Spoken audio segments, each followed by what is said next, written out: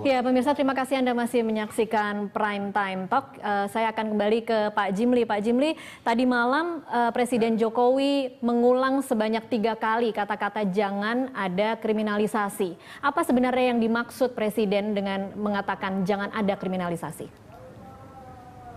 Saya sih menangkap ya, maksudnya itu jangan momentum kekisruhan sekarang ini dimanfaatkan oleh orang siapa saja itu nyari-nyari kesalahan pribadi pimpinan KPK. Karena pimpinan KPK ini agak beda dengan pejabat lain.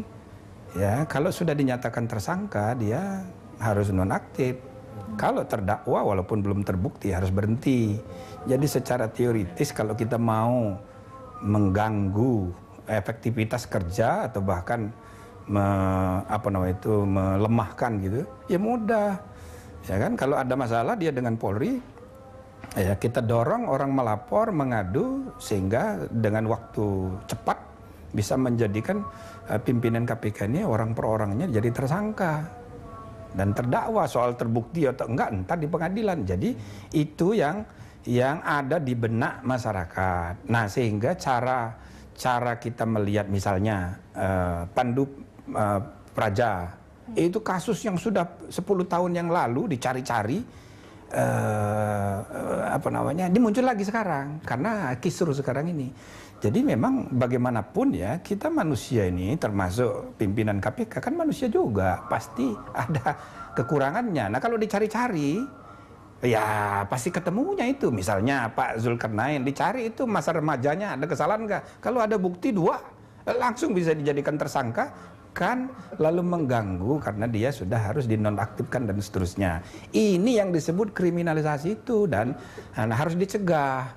Nah, tapi tentu Presiden juga menyampaikan dia tidak akan intervensi ya terhadap proses hukum. Jadi kalau prosesnya sudah jalan, misalnya kasus BW kan sudah jalan, ya oke, silahkan ikuti proses hukumnya asal dilakukan transparan. Maksudnya transparan itu biar akal sehat, moralitas publik ikut mengawasi benar tidaknya proses pembuktian. Nah gitu. Jadi begitu. Jadi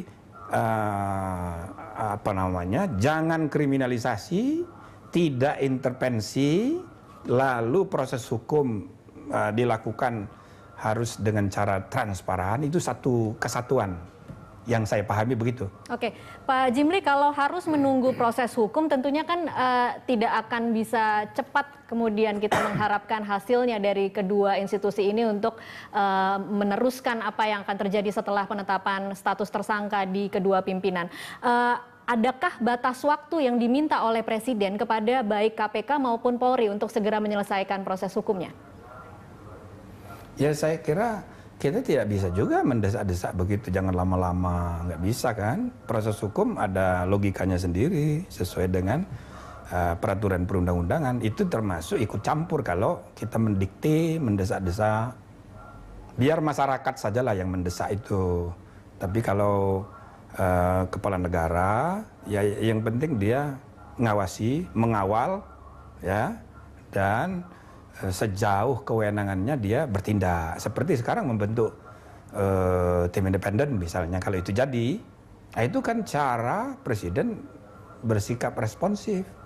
Ya kan, termasuk kan banyak hal itu, bukan hanya soal proses hukum BG dan BW, tapi berbagai persoalan, ya misalnya kepastian mengenai siapa Kapolri, kepastian mengenai ini dan itu, ya kan, sekaligus juga evaluasi misalnya apakah ada aturan-aturan yang memang kurang mendapat perhatian selama ini. Misal itu prosedur teknis dari rekrutmen Kapolri itu bagaimana?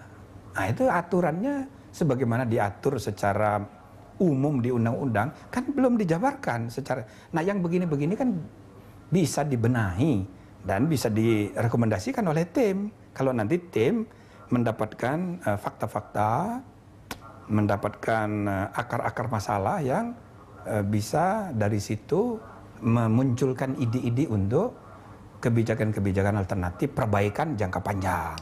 Jadi bukan hanya untuk menyelesaikan kasusnya, tapi kita harus memperbaiki sistemnya, kinerja penegakan negara hukum kita ini. Baik. Ya, jadi saya kira demikian. Baik, Pak Jimli ditahan dulu, saya ke Pak Rikwanto dulu. Pak Rikwanto, kalau kita bicara soal kasus hukum Bambang Wijoyanto, apa yang akan terjadi setelah ini? Mungkin bisa diberi gambaran. Ya, yang terjadi ya proses hukum. Iya, akan seperti apa dan bisa seberapa cepat, kemudian apa yang dibutuhkan untuk mempercepat proses ini? Kita berpedoman kepada apa yang sudah ada ya, proses penyidikan dan lain-lain. Di lembaga-lembaga penegak hukum sudah jadi pegangan itu. Kemudian apa yang disampaikan oleh Pak Jimli tadi, itu sudah benar semuanya ya.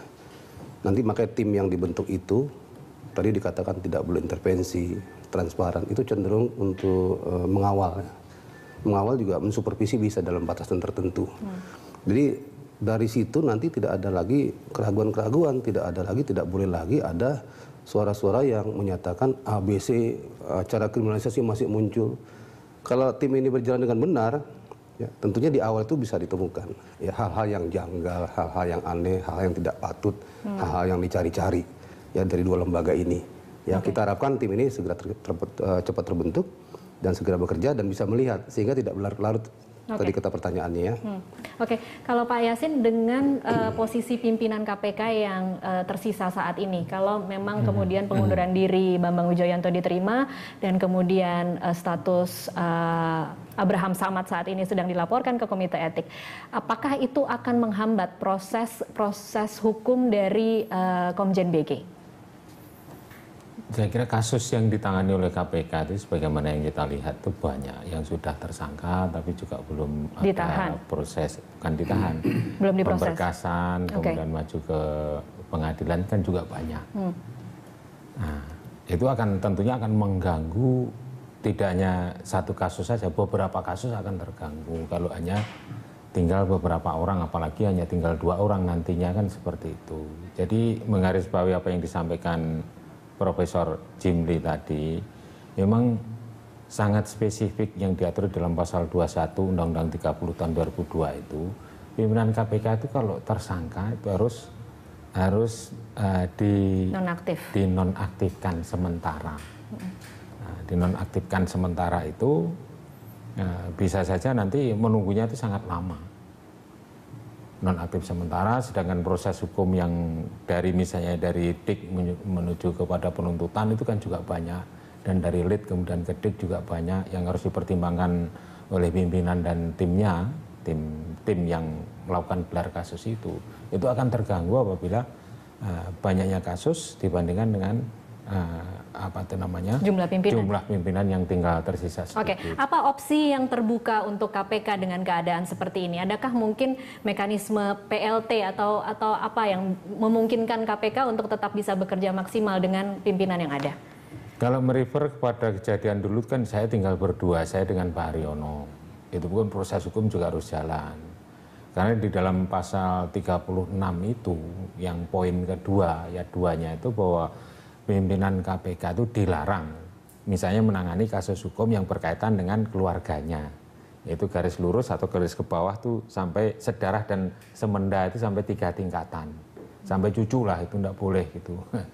Nah itu artinya bahwa seandainya ada pimpinan yang saudaranya sedang ditangani, pimpinan ada 5, yang ada hubungan saudara 1 berarti kan tinggal 4. Kalau dua-duanya yang ada hubungan berarti tinggal 3. Itu sangat mempengaruhi efektivitas dan katakanlah kerja maksimal dari KPK yang kita harapkan. Jadi ya kalau yang berkaitan dengan kurang kemudian diisi lagi seperti yang dulu kan diisi dengan Pak Tumpak Atorangan dan Pak Ahmad Santosa dan Pak Waluyo, itu kan juga perlu waktu. Jadi tidak serta-merta langsung dapat orang yang terpilih seperti itu melalui proses tertentu yang saya tidak tahu prosesnya. Itu pun sifatnya juga sementara. Karena pemilihan pimpinan KPK itu harus sesuai dengan pasal 29 yang diatur dalam Undang-Undang 30. Itu pun juga prosesnya lama. Pimpinan KPK itu dipilih itu 6 bulan itu. Biasanya pertengahan tahun sampai akhir Desember. Bukan akhir Desember, dalam bulan Desember itu baru ada keputusan karena berjenjang itu tahap untuk melakukan tesnya itu. Sehingga menjawab pertanyaan tadi ya mungkin bisa aja ditempuh seperti pengisian sementara pada oleh mantan-mantan komisioner KPK yang sebelumnya begitu. Bisa saja bukan dari mantan komisioner, yang saat itu yang mantan komisioner kan hanya Pak Tumpak, yang 2 diantaranya kan bukan. Gitu. Mantan deputi ya yang satunya, mantan deputi pencegahan pada saat itu. Begitu, Mbak. Oke, baik, kita masih akan lanjutkan di segmen selanjutnya, Bapak-Bapak. Pemirsa tetaplah bersama kami.